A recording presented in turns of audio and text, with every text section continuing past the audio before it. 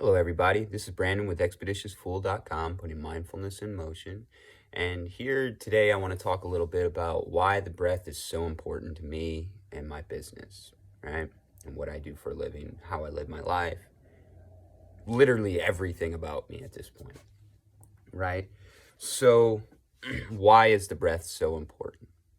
Well, I could start with, the science, the boring stuff, the fact that it is the only way to completely regulate your nervous system by yourself consciously at any moment. That's true. So the fact that not normally, at this point, almost exclusively, we as a society are breathing improperly. So that's also hurting our body. We're storing up 70% of our toxins we're carrying around by not properly exhaling. We're causing all kinds of stress, stressful breathing, that cortisol breathing from the chest.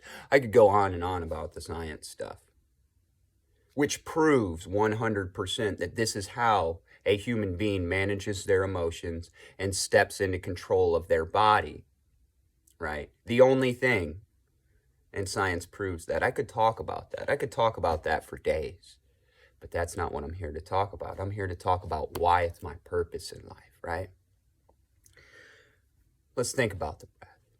Let's think about it. Let's think about what it is and what's happening, okay? And some characteristics. The breath is always there. Breath is always there.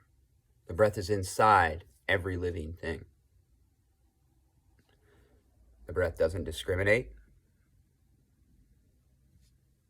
Doesn't matter if you've done bad, if you've done good, it's still there for you, right?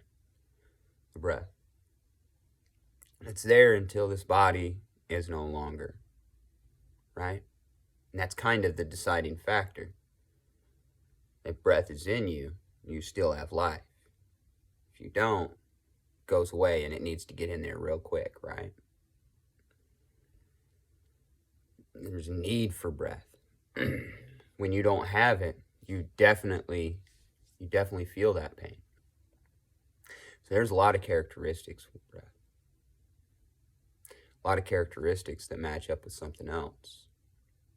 God, source energy, the goddess, Shiva, Allah, Abraham, Yahweh, Jah.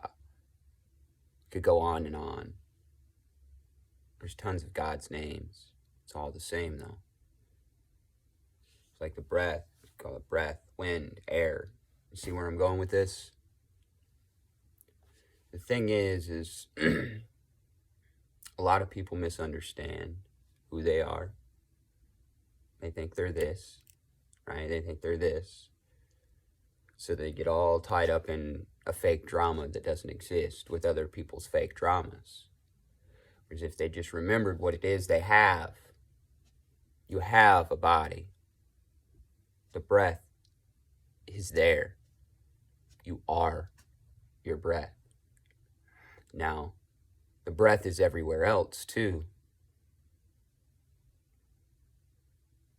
Yeah, they are the breath as well. When you start to understand this and you contemplate on the breath as like the Buddhists recommend, etc., yoga, that's where it started. It turned into a weird gymnastics thing a lot of people are doing over here in the West. That's not how I teach it, by the way, but it did turn into a weird gymnastics thing. No, it's breath. Patanjali, breath, right? Why? It removes you from yourself. And by that, I'm going to say what most New Age people aren't saying or don't say. It removes you from your fake self. It brings you to your true self, which is the breath, which is God, which is source. And guess what? Everything else is too. How you square that away in your mind? That's where the breath helps. You return back to the breath. When bad things are happening, when wild things are happening, you return to the breath, right? By returning to the breath, you get deeper understandings of the breath, deeper understandings of what the breath is, and what you learn as you study it every single day, just following your breath. Nothing even special. Yeah, I can teach all kinds of breathwork techniques, get you to do all things, change chemistry in your body to do different things. But again, that's you trying. That's not what we're talking about. We're talking about you listening. We're talking about you learning about the breath. Just following the breath, you will learn that you're not breathing. Something's breathing you. Happens whether you pay attention or not. When you start to understand that, and I understand that some of this may go over a lot of people's heads, it's fine. Keep following the breath. But when you start to understand that something's breathing you, and your body is only made up of food, it changes things, changes your understanding, right? What's breathing me?